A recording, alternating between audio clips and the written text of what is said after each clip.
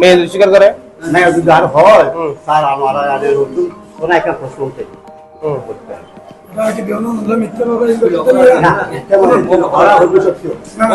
আনোয়ারায় দ্বিতীয় শ্রেণীর এক ছাত্রীকে যৌন হয়রানির অভিযোগে এক শিক্ষককে পুলিশের হাতে সোপর্দ করেছে স্থানীয় জনতা। অভিযুক্ত শিক্ষকের নাম প্রণব কুমার ভট্টাচার্য। তিনি ডুমুরিয়া রুদুরা সরকারি প্রাথমিক বিদ্যালয়ের সহকারী শিক্ষক।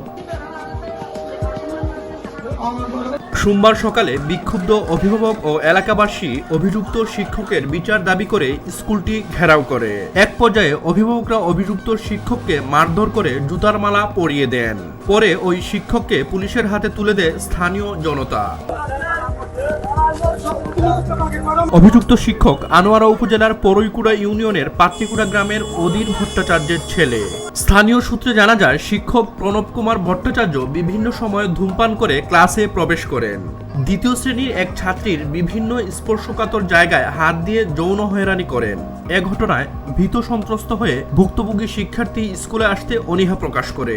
পরবর্তীতে স্কুলের অন্যান্য শিক্ষার্থীদের মাধ্যমে ঘটনার বিষয়ে জানতে পেরে শিক্ষার্থীর অভিভাবক গত 15 মে প্রাথমিক শিক্ষা অফিসার বরাবর অভিযোগ দায়ের করেন। স্কুলের মধ্যে আর মেয়ে পরে এই শিক্ষক বারবার উল্লেখ করে কমিটিতে বারবার হওয়ার পরও কি নগরের ব্যবস্থা নগর মেম্বারে বেশ কয়েকবার হয়ে শিক্ষামন্ত্রী নভল আছে মাননীয় মন্ত্রী সুষ্ঠু বিচার।